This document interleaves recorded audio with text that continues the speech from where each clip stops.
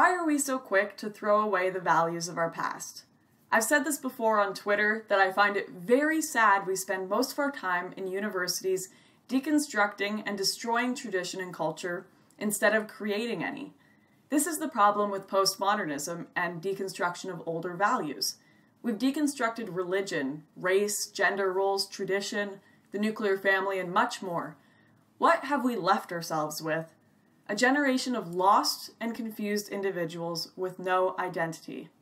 As Brendan O'Neill has stated, nothing speaks more profoundly to the crisis of character than the phrase, "I identify as."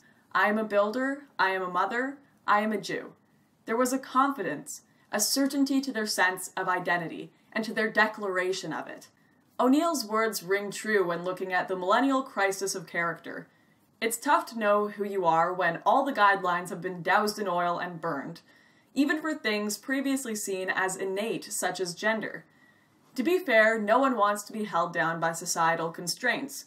No one wants to be forced to have a certain religion, 2.5 kids, a white picket fence, and a dog named Spot. Not that there's anything wrong with that, it's just not a life that's going to suit everyone. But instead of just being open to other ideas than this nuclear family and traditional lifestyle, what postmodernism has wrought is the deconstruction and rejection of old ideas, most of which still hold a lot of value.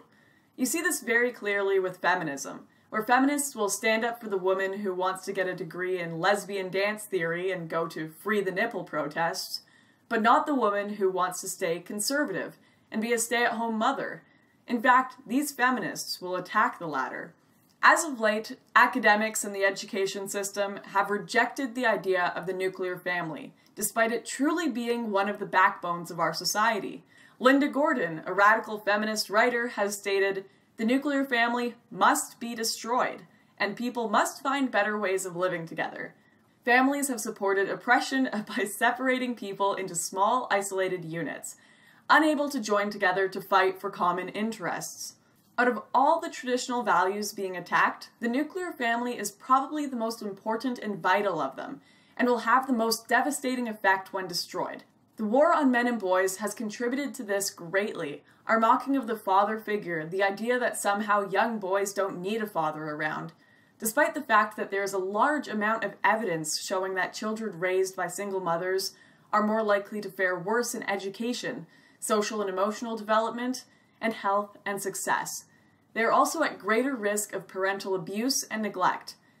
The rise of third-wave feminism, where women are encouraged to be sexually promiscuous, grow out their armpits, stay out of healthy relationships, and disregard their appearance, has not caused for an increase in women's happiness. Instead, it has caused for a drastic decrease. We may have this notion that the generations before us were unenlightened for acting more conservative, humble, hardworking, and patriotic than us. But after we deconstructed that, what did we replace it with?